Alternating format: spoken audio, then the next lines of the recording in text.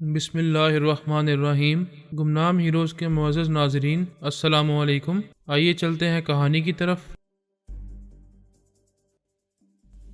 دوسری طرف کرونا اور ٹونی وقفے سے مونیکا کے اندر جا آ رہے تھے اور یہ معلوم کر رہے تھے کہ بابر اس کے اندر جم کر بیٹھا ہوا ہے اور بے باک بھی آتا جاتا رہتا ہے۔ کرونا نے کہا کیا مشکل ہے، وہ محبت کرنے بھی اینا کے اندر نہیں جا رہا ہے، یہ سمجھ رہا ہے کہ اس کے اندر پہنچے گا تو ہمیں بھی راستہ مل جائے گا۔ وہ سبھی بہت محتاط ہو گئے ہیں، ذرا صبر سے کام لینا چاہیے۔ ڈنر کا وقت ہو گیا ہے، ہم آرام سے کھائیں گے، پھر 1 گھنٹے کے بعد مونیکا کی خبر لیں گے۔ وہ بات کر رہے تھے، ایسے ہی وقت آؤڈی مین خوشی سے اچھل پڑا۔ اس نے فون کے ذریعے ماسٹر کو مخاطب کرتے ہوئے کہا فوراً میرے اندر آ جائیں۔ وہ اس کے اندر پہنچا تو وہ اپنی غیر معمولی قوت سماعت کے ذریعے کرونا اور ٹونی جے کی باتیں سن رہا تھا۔ ماسٹر آؤڈی مین کے اندر تھا، اسے صاف طور پر ان دونوں کی باتیں سنائی دے رہی تھیں۔ اس نے پوچھا کیا تم بتا سکتے ہو کہ وہ دونوں تم سے کتنے فاصلے پر ہوں گے؟ ایک اندازے سے بتا سکتا ہوں کہ 2-2.5 کلومیٹر کے فاصلے پر ہیں۔ کیا سمت کا درست اندازہ لگا سکتے ہو؟ بے شک ان کی آوازیں شمال کی سمت سے آ رہی ہیں اور میں اب اسی طرف بڑھ رہا ہوں۔ ماسٹر نے پریشان ہو کر کہا وہ دونوں چپ ہو گئے ہیں، اب آوازیں نہیں آ رہی۔ کوئی بات نہیں، ابھی کرونا نے فون پر کھانے کا آرڈر دیا ہے، آپ نے بھی سنا ہوگا وہ واش روم میں جانے کی بات کہہ رہی تھی۔ ظاہر ہے وہ ایک ہی کمرے میں ہونے کے باوجود فی الحال ایک دوسرے سے جدا ہیں۔ جب وہ واپس آئے گی اور کھانا کمرے میں آ جائے گا تو وہ دونوں پھر سے باتیں کرنے لگیں گے۔ ان کی باتوں سے یہ اندازہ ہو رہا ہے کہ انہوں نے کسی ہوٹل میں قیام کیا ہوا ہے۔ جی ہاں، وہ کسی ہوٹل میں ہی ہے۔ میں نے کار کی رفتار سست کر لی ہے، مجھے کئی راستوں پر کبھی دائیں کبھی بائیں مڑنا ہوتا ہے، اسی طرح سمت بھی بدل رہی ہے۔ آئندہ ان کی آواز سنائی دے گی تو صحیح سمت کا اندازہ کر کے تیزی سے آگے بڑھوں گا۔ ماسٹر اس کے اندر موجود رہا، بے چینی سے انتظار کرنے لگا۔ ایسے وقت انتظار کی ہر گھڑی باری لگتی ہے۔ تقریباً 15 منٹ کے بعد کرونا کی آواز سنائی دی، میں تو فریش ہو گئی ہوں، کیا تم واش روم جاؤ گے؟ ٹونی کی آواز سنائی دی، ہاں میں تمہارا انتظار کر رہا تھا، ابھی منہ ہاتھ دھو کر 10 منٹ میں آتا ہوں۔ آؤڈی مین ان کی آوازیں سنتے ہی ان کی سمت کار کو دوڑانے لگا۔ پہلے بھی وہ صحیح راستے پر تھا، اس طرح اس نے 1.5 کلومیٹر کا فاصلہ طے کر لیا تھا۔ اب صرف 1 کلومیٹر کے فاصلے سے ان کی آوازیں سنائی دی تھیں۔ اس کے بعد خاموشی چھا گئی تھی۔ ماسٹر کی بے چینی بڑھ گئی، اس نے کہا کار کو یہیں روک لو، ایسا نہ ہو کہ تم کسی دوسری سمت نکل جاؤ، ابھی پھر آوازیں سنائی دیں گی، اس کے بعد ہی آگے بڑھنا۔ اس کے بعد ختم ہوتے ہی کرونا کی گنگناہٹ سنائی دی۔ اس کے پاس 4 ٹیلی پیتھی جاننے والوں کی قوت تھی اور اب وہ ماسٹر کو پریشانیوں میں مبتلا کر رہی تھی۔ اس نے اپنی بیوی کے دماغ میں بھی ایک پہرے دار کو بٹھا دیا تھا۔ اس سے ظاہر تھا کہ ماسٹر کا سکون برباد ہو رہا تھا۔ وہ بہت خوش تھی، مستی میں گنگنا رہی تھی۔ یہ کبھی سوچ بھی نہیں سکتی تھی کہ اس کی مستی بھری گنگناہٹ اس کے بہت بڑے دشمن کو اس کے قریب پہنچا رہی ہے۔ تھوڑی دیر کے بعد گنگناہٹ بند ہو گئی۔ آؤڈی مین نے کار روک کر حیرانی سے کہا باس، میں اس ہوٹل کے سامنے ہوں جہاں میرا قیام ہے اور یہیں سے ابھی اس کی آواز سنائی دے رہی تھی۔ تھینکس گاڈ، تقدیر میرا ساتھ دے رہی ہے۔ تھوڑی دیر پہلے میں کس قدر ذہنی الجھن میں مبتلا تھا۔ تمام دشمنوں سے خود کو اور اپنی فیملی کو محفوظ کرنے کے بعد صرف مونیکا کی فکر تھی اور وہ چڑیل کرونا میرے لیے چیلنج بن گئی تھی۔ اب میں اس کے قصبند ڈھیلے کر سکوں گا۔ اس نے آؤڈی مین سے کہا تم یہاں کیوں رک گئے ہو؟ جب آواز اسی ہوٹل سے آ رہی ہے تو تمہیں اندر جانا چاہیے۔ میں کھلی فضا میں رہ کر آوازیں سن رہا ہوں، یہ یقین کرنا چاہتا ہوں کہ وہ آوازیں کھلی فضا سے نہیں، ہوٹل کے اندر سے آ رہی ہیں۔ یہ تم ہوٹل کے اندر پہنچ کر بھی معلوم کر سکتے ہو، فوراً یہاں سے آگے بڑھو۔ میں نہیں چاہتا کہ تم دشمنوں کے قریب پہنچتے پہنچتے کسی بھی وجہ سے دور ہو جاؤ۔ اس نے فوراً حکم کی تعمیل کی، کار کو سٹارٹ کر کے آگے بڑھایا اور تیزی سے ڈرائیو کرتا ہوا ہوٹل کے احاطے میں پہنچ گیا۔ پارکنگ ایریا میں آ کر ایک طرف کار روک دی۔ اس نے اپنے ذہن اور قوت سماعت کو کرونا اور ٹونی جے پر مرکوز رکھا تھا۔ ابھی خاموشی تھی، ان دونوں میں سے کسی کی آواز سنائی نہیں دے رہی تھی۔ ماسٹر کی بے چینی بڑھ رہی تھی۔ اس نے کہا یہاں کیوں بیٹھے ہو، چلو باہر نکلو، وزٹر لابی میں جاؤ۔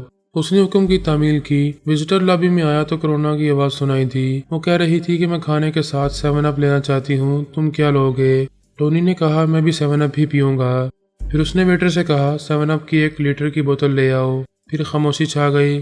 ان کی آوازیں سنتے ہی آؤڈی مین سر اٹھا کر اوپر کی طرف دیکھ رہا تھا، پھر تیزی میں چلتا ہوا زینے سے چڑھتا ہوا اوپر جانے لگا۔ ماسٹر نے پوچھا لفٹ استعمال کیوں نہیں کی؟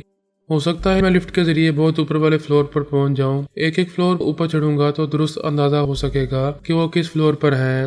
وہ قائل ہو کر بولا یو آر رائٹ، آرام سے اوپر چڑھتے رہو۔ ابھی ان کی آواز سنائی نہیں دے رہی ہے، وہ کم وقت پھر سے خاموش ہو گئے ہیں۔ وہ آہستہ آہستہ چڑھتا ہوا تیسرے فلور پر پہنچا۔ ایسے وقت ٹونی کی آواز سنائی دی، یہ فش کڑی لوگی یا فرائی فش پسند کرو گی؟ ऑडी मैन ने फौरन ही सर उठाकर ऊपर की तरफ देखा, फिर तेजी से जीने के जरिए चौथे फ्लोर की तरफ जाने लगा। करुणा कह रही थी, मुझे तो फिश बहुत ही पसंद है, मैं कड़ी भी लूंगी और फ्राई भी। उसने कहा, तुम्हारी फितरत अजीब है, तुम सारे ही मजे लेती हो और सारे ही दुश्मनों को ज़ेर कर देना चाहती हो। ये तो तुम अब देखोगे कि मैं किस तरह एक के बाद एक को अपने ज़ेर असर लाती रहूंगी। बस ये कमबख्त मास्टर मछली के कांटे की तरह हल्क में अटक गया है, उसे निगल लूं, समझो तमाम मुकाबरीन पर हमारी दाग बैठ जाएगी। ऑडी मैन 5वें फ्लोर के एक कमरे के सामने आकर रुक गया, फिर बोला, बॉस वो दोनों इसी कमरे में हैं। शाबाश, तुमने बहुत बड़ा काम किया है। अब अपना रिवॉल्वर निकालो और कॉल बेल का बटन दबाओ। उसने आंखें फाड़कर कॉल बेल का बटन दबाया। मास्टर ने कहा, याद रखो कि उन दोनों को एक जरा संभलने का मौका ना देना। वैसे मैं तुम्हारे अंदर ही हूँ, बिल्कुल अलर्ट रहना। अंदर से टोनी जे की आवाज़ आई, who is there? Audi man ने कहा, रूम सर्विस, आपने 7 अप का ऑर्डर दिया था। उसने दरवाजा खोला तो ऑडी मैन ने इसी लम्हे में एक जोर की लात मारी। दरवाजा टोनी के मुंह पर लगता हुआ खुलता चला गया। वो लड़खड़ाकर पीछे गया। ऑडी मैन ने उसकी टांग पर गोली मारी। उसके हलक से एक चीख निकली। वो लड़खड़ाता हुआ फर्श पर गिरा। उधर करुणा उछलकर खड़ी हो गई, छलांग लगाकर अपने हैंडबैग की तरफ गई। वहां रिवॉल्वर निकालना चाहती थी। इससे पहले ही एक गोली उसके बाजू में आकर लगी। उसने चीख मारते हुए जख्मी बाजू को थाम लिया। ऑडी मैन ने एक लम्हा भी ज़ाया नहीं किया, फौरन पलटकर कमरे से निकलकर दौड़ता हुआ इमरजेंसी एग्जिट के दरवाजे तक पहुंचा। वो जीना हंगामी हालात में इस्तेमाल के लिए था। 2 बार फायरिंग की आवाज़ दूर तक सुनाई दी। भागदौड़ शुरू हो चुकी थी। सिक्योरिटी गार्ड्स आम जीने और लिफ्ट के जरिए ऊपर आ रहे थे। इस वक्त तक वो नीचे अपनी कार में बैठकर वहां से निकल गया था। करुणा और टोनी फर्श पर जख्मी पड़े हुए थे। गोलियां एक की टांग और दूसरे के बाजू को जख्मी करके गुजर गई थीं। तकलीफ तो हो रही थी, लेकिन इस वहशत ने तकलीफ को भुला दिया था कि मास्टर या सोनिया के टेलीपैथी जानने वाले उनके अंदर पहुंच चुके हैं। अब उनका गुरूर और हुक्मरानी का ख्वाब खाक में मिलने वाले हैं। फूले हुए गुब्बारे से कभी न कभी हवा निकलती ही है, और अगर उसे कुछ ज्यादा ही फुला दिया जाए तो वो फट जाता है। वो दोनों भी फटे पुराने हो रहे थे। मास्टर ने उन्हें मुखातिब नहीं किया था, खामोशी से उन दोनों के ख्यालात पढ़ रहा था। सबसे अहम मालूमात तो ये थी कि उन 2 अमरीकी टेलीपैथी जानने वालों को कहाँ छुपा कर रखा गया है। मास्टर को अब से पहले इतनी बड़ी कामयाबी कभी नहीं हुई थी। एक ही झटके में 4 टेलीपैथी जानने वाले उसके ज़ेरे असर आने वाले थे। वो सभी को अपना ताबेदार बनाने वाला था। इस वक्त सिक्योरिटी गार्ड्स और पुलिस कमरे में पहुंच गई थी। उन दोनों से पूछगिछ हो रही थी कि वो कौन है, कहाँ से आए हैं, उन पर हमला करने वाला कौन था। वो अपने मौजूदा पासपोर्ट और शनाख्ती कार्ड्स के मुताबिक जवाब दे रहे थे। ये बात कभी मुंह से नहीं निकाल सकते थे कि टेलीपैथी जानते हैं और टेलीपैथी जानने वालों ने ही उनसे दुश्मनी की है। उन दोनों ने ये बयान दिया कि उनके एक छोटे से बैग में 50,000 पाउंड की ज्वेलरी रखी हुई थी। वो कोई डाकू था, जानी दुश्मन नहीं था। उन्हें जख्मी करके वो तमाम ज्वेलरी ले गया है। उनके जख्म गहरे नहीं थे। फौरन ही इमदाद पहुंचाई गई। मरहम पट्टी हो चुकी थी। कानून के मुहाफिज और होटल वाले अपने फ़राइज़ अदा करके वहां से जा चुके थे। करुणा बेड पर लेटी हुई थी और वो एक सोफे पर बैठा हुआ था। दोनों ही सहमे हुए थे, जानते थे कि जिसने भी उन्हें ट्रैप किया है वो उनके अंदर आकर जरूर बोलेगा, मगर वो बोल नहीं रहा था। उसकी खामोशी और ज्यादा बेचैन कर रही थी।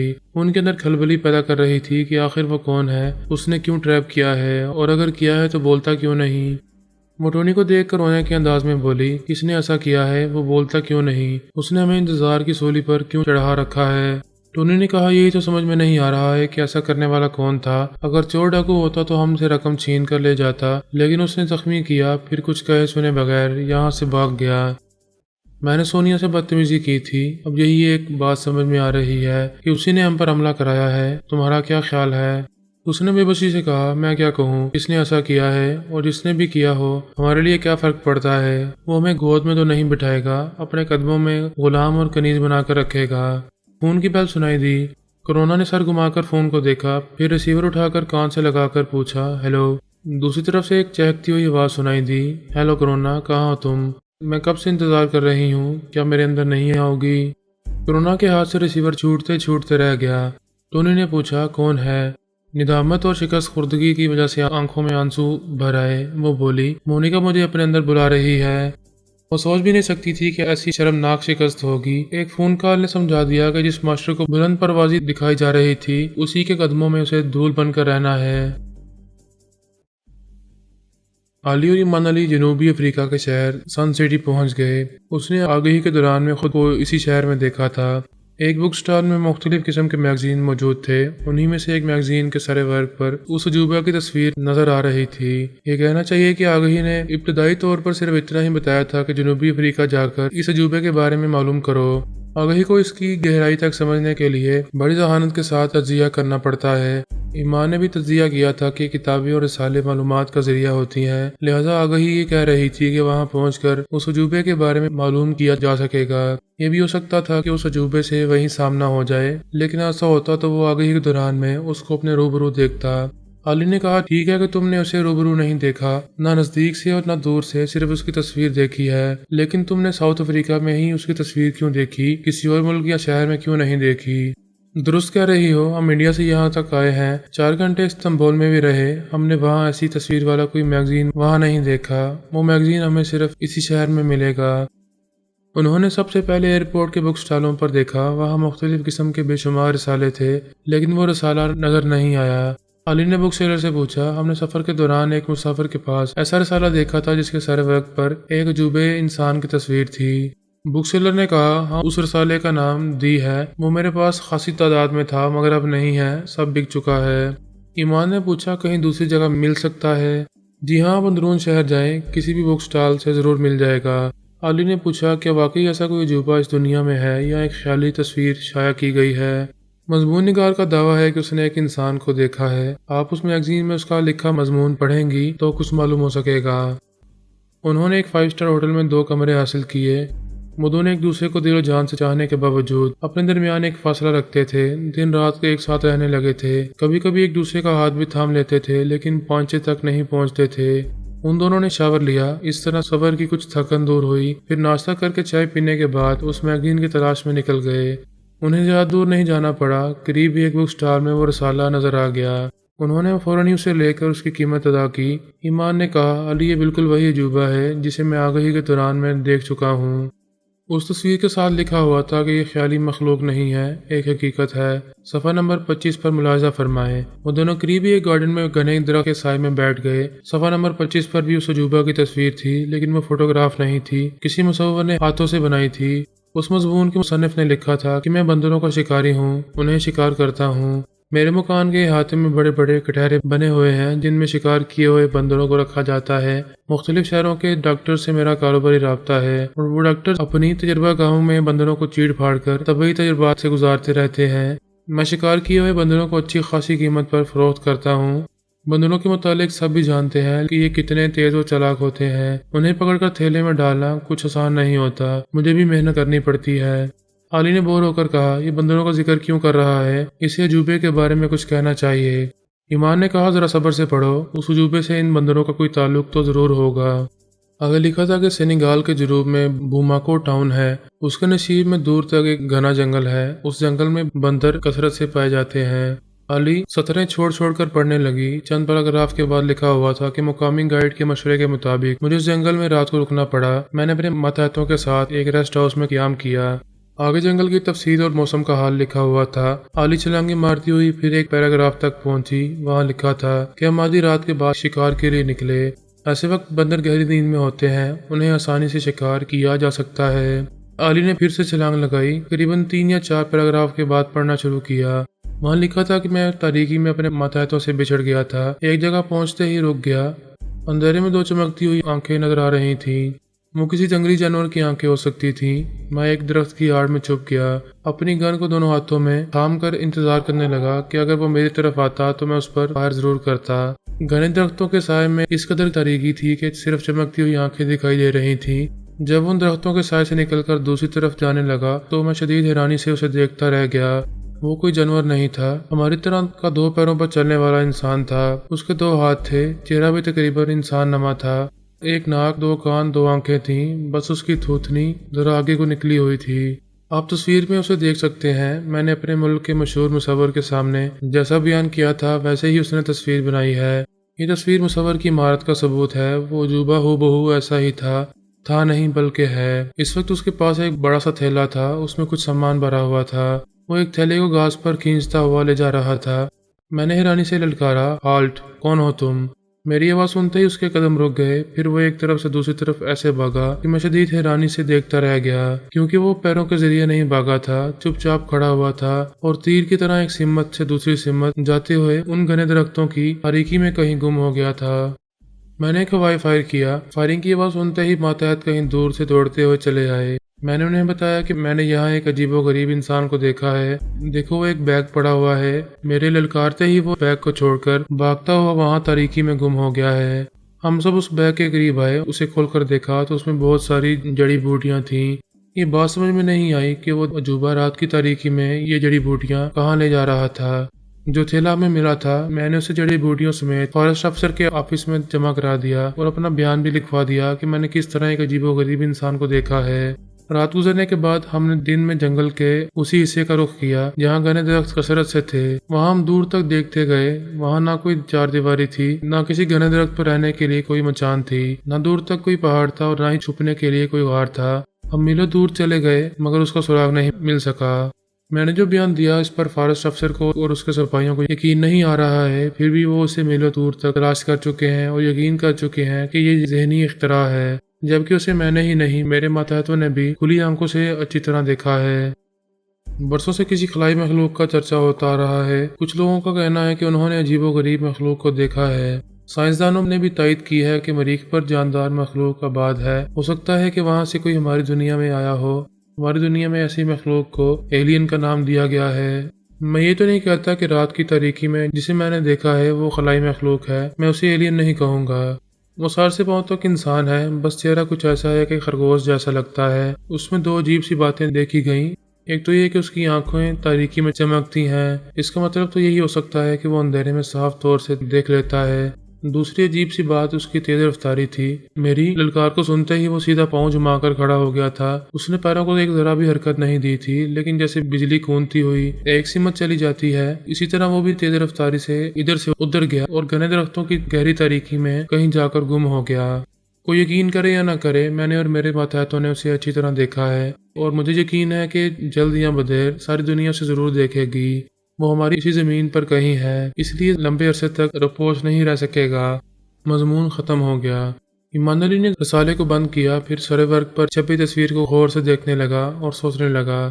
علی نے کہا یہ پڑھنے والوں کے لیے تو محض ایک قصے کہانی جیسی بات ہوگی، لیکن ہمارے لیے یہ حقیقت ہے کیونکہ اس سے پہلے ہی تمہیں آگاہی مل چکی ہے۔ مضمون نگار کے بیان اور اس تصویر سے پہلے تم آگاہی کی اسکرین پر اسے دیکھ چکے ہو۔ میں سوچ رہا ہوں کہ ہمیں بھی وہاں جانا چاہیے جہاں یہ بندروں کا شکاری گیا تھا۔ پہلے شکاری سے ملنا چاہیے، ہو سکتا ہے کہ اس سے مزید معلومات مل سکیں۔ وہ ایک مقامی میگزین تھا، اس کی اشاعت اسی شہر سے ہوئی تھی۔ اس میں پبلشر کا نام، پتہ اور فون نمبر لکھا ہوا تھا۔ ایمان نے اپنے موبائل پر اس کے نمبر پنچ کیے، اسے رابطہ ہونے پر بولا میں نے اس تجربے کا مضمون پڑھا ہے، میں مضمون نگار مسٹر ایکارڈو سے ملنا چاہتا ہوں، کیا آپ اس کا رہائشی پتہ اور فون نمبر دے سکتے ہیں؟ دوسری طرف سے کہا گیا مسٹر آپ ہمارے آفس میں آ کر انکوائری آفس سے معلوم کریں، وہاں آپ کو مسٹر ایکارڈو کا پتہ اور فون نمبر مل جائے گا۔ ایمان نے کہا جسٹ اے منٹ، ابھی فون بند نہ کریں۔ اس نے اپنا فون علی کو دیتے ہوئے کہا اس کی آواز سنو اور خیالات پڑھو۔ علی نے فون لیا، پھر کان سے لگا کر بولی ہیلو مسٹر، آپ کیا فرما رہے ہیں؟ وہ ناگواری سے بولا مجھے جو کہنا تھا وہ کہہ چکا ہوں، پلیز میرا وقت برباد نہ کریں۔ اس نے فون بند کر دیا۔ علی نے فون بند کر کے پوچھا تم کیوں چاہتے ہو کہ میں اس کے خیالات پڑھوں؟ وہ کہہ رہا تھا کہ ہمیں آفس جا کر انکوائری آفس سے معلوم کرنا ہوگا، اتنی دور جانے سے بہتر ہے کہ تم یہیں بیٹھے بیٹھے معلوم کر لو۔ وہ مسکراتے ہوئے خیال خوانی کے ذریعے اس پبلشر کے اندر پہنچ گئی، پھر واپس آ کر بولی اس بندر کے شکاری کا فون نمبر اور پتہ معلوم ہو چکا ہے، تم اس سے فون کے ذریعے بات کرو، میں تمہارے اندر رہ کر سب کچھ سنوں گی، پھر اس کے اندر پہنچ کر مزید معلومات حاصل کروں گی۔ ماں نے اس کے بتائے ہوئے نمبر پنچ کیے، پھر فون کو کان سے لگایا۔ تھوڑی دیر کے بعد پیکارڈو کی آواز سنائی دی ہیلو، آپ کون ہیں؟ میں ایک انڈین ہوں، دی میگزین میں آپ کا مضمون پڑھ کر یہاں پہنچا ہوں۔ مجھے اس عجوبے سے دلچسپی ہے اور میں یقین بھی کرتا ہوں کہ بے شک آپ نے اسے اپنی آنکھوں سے دیکھا ہوگا، ہم بھی دیکھنا چاہتے ہیں۔ آپ کیسے دیکھ سکیں گے جبکہ ہم نے دوبارہ آج تک اسے نہیں دیکھا؟ آپ نے اپنے مضمون کے آخر میں لکھا ہے کہ وہ اگرچہ گم ہو گیا ہے لیکن جلد یا بدیر ضرور نظر آئے گا، وہ ہماری صرف دنیا کی زمین پر ہے، زیادہ عرصے تک روپوش نہیں رہ سکے گا۔ بے شک میں نے ایسا لکھا ہے، تو ہمیں حوصلہ نہیں ہارنا چاہیے، اسے پھر سے تلاش کرنا چاہیے۔ کیا آپ مجھے وہاں لے کر جا سکتے ہیں جہاں آپ نے اسے دیکھا تھا؟ آپ کا قیمتی وقت ضائع نہیں ہوگا، جو آپ کی روزانہ کی آمدنی ہے میں اس سے کچھ زیادہ ہی ادا کرتا رہوں گا۔ مجھے خود اس سے دلچسپی ہے، میں بھی پھر سے اس کی تلاش میں نکلنا چاہتا ہوں، لیکن بہت بیمار ہوں۔ ڈاکٹر نے مجھے مسلسل آرام کا مشورہ دیا ہے، شاید میں 2 یا 3 دن کے بعد آپ کے ساتھ جا سکوں۔ کوئی بات نہیں، آپ اچھی طرح سے صحت یاب ہو جائیں، ہم 2-4 دن انتظار کر لیں گے۔ بائی دا وے، آپ اس سلسلے میں کچھ اور معلومات دے سکتے ہیں؟ یہاں کمپیوٹر ٹیکنالوجی کا ایک بہت بڑا ادارہ ہے، میں نے وہاں کے ایک ٹیچر سے ملاقات کی تھی، وہ بھی تجربے کے سلسلے میں مجھ سے باتیں کرتا رہا اور کمپیوٹر پر اس کی تصویر بناتا رہا۔ اب سے پہلے جس مصور نے اس کا خاکہ بنایا تھا وہ صرف چہرے تک محدود تھا، لیکن ادارے کے ٹیچر نے مجھ سے ایک تفصیل معلوم کر کے سر سے پاؤں تک اس کی تصویر بنا دی ہے۔ میں نے اسے کہا کہ سر سے پاؤں تک بالکل ایسا ہی ہے جیسا میں نے اس رات دیکھا تھا۔ وہ مسکراتے ہوئے بولا، میں اسے متحرک بھی کر سکتا ہوں، یہ اسکرین پر ابھی چلتا پھرتا دکھائی دے گا۔ میں کمپیوٹر کے سلسلے میں گرافک اور اینیمیشن وغیرہ کے بارے میں کچھ نہیں جانتا، بس حیرانی سے دیکھتا رہا۔ وہ اس عجیبے کو حرکت دے رہا تھا اور وہ میرے سامنے اسکرین پر چلتا پھرتا دکھائی دے رہا تھا، کبھی اٹھ رہا تھا کبھی بیٹھ رہا تھا۔ اسکرین کی تاریکی میں اس کی آنکھیں چمک رہی تھیں۔ اس نے کہا کہ میں جلد ہی اس کا ایک سافٹ ویئر تیار کروں گا، بچوں کے لیے یہ ایک دلچسپ گیم ہوگا۔ ایمان نے کہا، مجھے بچوں کے گیم سے دلچسپی نہیں ہے، ہمیں حقائق کو سمجھنا ہے اور کسی بھی طرح اسے تلاش کرنا ہے۔ وہ بولا، آپ کا نمبر میرے فون میں محفوظ ہو گیا ہے، جیسے ہی میری طبیعت ٹھیک ہوگی میں آپ سے رابطہ کروں گا۔ اس کا رابطہ ختم ہو گیا۔ علی نے کہا، میں اس کے خیالات پڑھ رہی ہوں، پھر تم سے بات کروں گی۔ وہ دونوں باغ میں بیٹھے ہوئے تھے۔ ایمان نے کہا، کار میں چل کر بیٹھو، میں ڈرائیو کرتا رہوں گا، تم اس شہر کو دیکھتی بھی رہنا اور خیال خوانی بھی کرتی رہنا۔ وہ دونوں کار میں آ کر بیٹھ گئے۔ ایمان نے کار سٹارٹ کی، پھر وہ وہاں کے علاقوں سے گزرنے لگے۔ تھوڑی دیر کے بعد علی نے کہا، یہاں سے دائیں موڑ لو، پھر سیدھے چلتے رہو۔ اس نے کار کو دائیں طرف کے راستے پر موڑتے ہوئے پوچھا، کسی خاص جگہ جانا چاہ رہی ہو؟ ہاں، اسی کمپیوٹر ٹیکنالوجی والے ادارے میں جانا ہے۔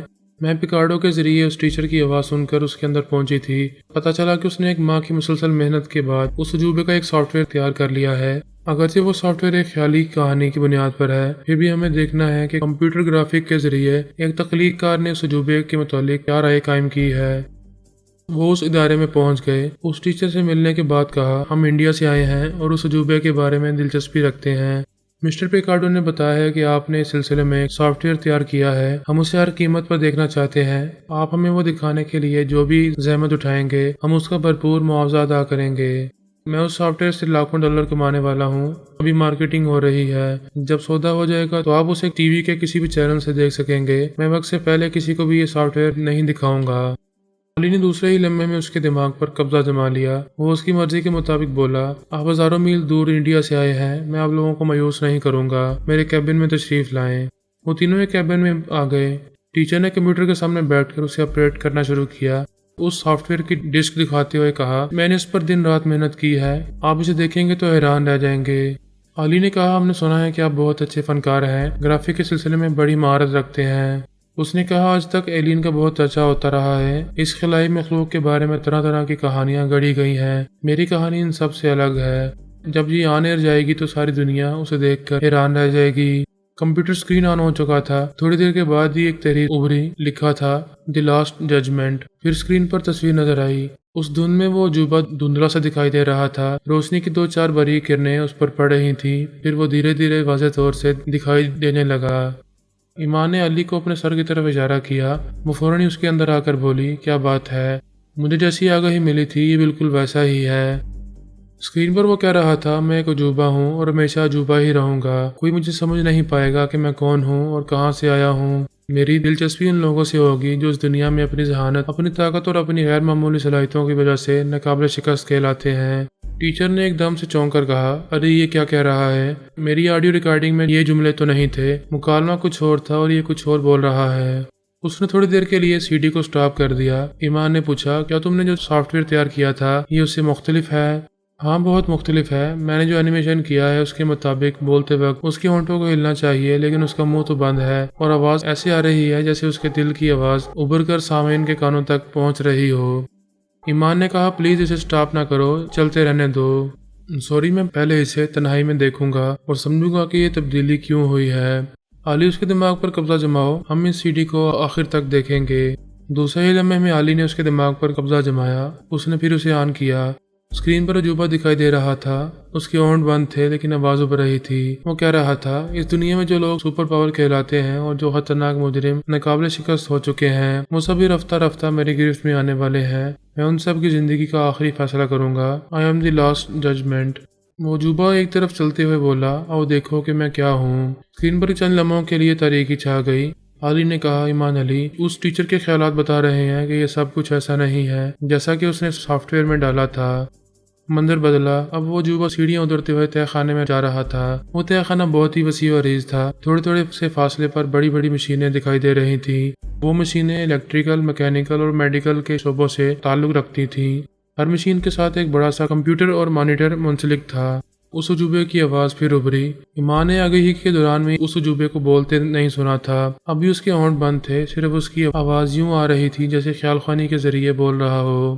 وہ بتا رہا تھا، یہ مشینیں جدید ٹیکنالوجی کا بے مثال نمونہ ہیں۔ اس دنیا کے سائنسدان کبھی ایسی مشینیں ایجاد کرنے کے متعلق کبھی سوچ بھی نہیں سکتے۔ وہ آگے بڑھتا اور ریوالونگ چیئر پر آ کر بیٹھ گیا۔ پھر اس کی آواز ابھری، میں زبان سے نہیں بولتا، اس دنیا کی زبان نہیں سمجھتا اور نہ ہی کوئی میری زبان سمجھ سکے گا۔ یہ آلہ جو میرے کان اور سر سے لگا ہوا ہے، یہ میری زبان کو انگلش میں ٹرانسلیٹ کر کے تمہارے کانوں تک پہنچا رہا ہے، اور جب تم بولو گے تو یہ تمہاری باتیں میری زبان میں ٹرانسلیٹ ہو کر میرے کانوں تک پہنچے گی۔ اب اس کا چہرہ قریب سے نظر آ رہا تھا۔ وہ کہہ رہا تھا، میری آنکھیں تاریکی میں چمکنے لگتی ہیں اور اندھیرے میں سب کچھ واضح طور پر دیکھ لیتی ہیں۔ اس روشنی میں چمک نہیں رہے گی، یہ آنکھیں معمول کے مطابق سنجیدہ اور گہری دکھائی دیتی رہیں گی۔ ایمان نے علی سے کہا، میں نے بالکل ایسی ہی سنجیدہ اور گہری آنکھیں دیکھی تھیں، دیکھو ان آنکھوں سے کتنی ذہانت جھلک رہی ہے۔ علی نے کہا، میں اسے بھی دیکھ رہی ہوں اور ٹیچر کی سوچ بھی پڑھ رہی ہوں۔ یہ حیرانی ہے کہ اس نے جو کہانی بنائی تھی، جو واقعات پیش کیے تھے، وہ سب مٹ چکے ہیں اور ان کی جگہ یہ عجیب و غریب نئے مناظر سامنے آ رہے ہیں۔ ہم اس پر بعد میں بحث کریں گے، فی الحال اتنا تو سمجھ میں آ گیا ہے کہ عجوبے کے بارے میں جو حقیقت ہے وہ اس سافٹ ویئر کے ذریعے ہمارے سامنے آ رہی ہے۔ وہ عجوبہ ریوالونگ چیئر پر ایک طرف سے دوسری طرف گھوم کر بولا، میری آنکھیں ریموٹ کنٹرولر بھی ہیں، دور سے ہی اپنے ٹارگٹ کو کنٹرول کر لیتی ہیں، یہ دیکھو۔ اس نے ایک مشین کی طرف دیکھا تو اس مشین پر ایک سرخ دائرہ دکھائی دینے لگا۔ اس کی آواز ابھر رہی تھی۔ وہ کہہ رہا تھا، یہ ایک ایکس رے مشین ہے جس میں کسی بے روپیے کی تصویر داخل کی جائے تو اسکرین کے پیچھے چھپا ہوا اصلی چہرہ نظر آنے لگتا ہے۔ اس کی بات ختم ہوتے ہی بڑے سے مانیٹر پر ایک شخص کی تصویر دکھائی دی۔ عجوبے کی آواز ابھری، یہ ایک بے روپیہ ہے، کوئی نہیں جان سکتا کہ اس کے پیچھے کس کا اصلی چہرہ ہے، لیکن میں جانتا ہوں اور یہ مشین جانتی ہے۔ اس عجوبے نے اس مشین کو دیکھ کر ایک بار پلکیں جھپکائیں تو اسکرین پر نظر آنے والی تصویر کا چہرہ بدلتا گیا۔ پھر وہاں فرحت علی تیمور دکھائی دینے لگا۔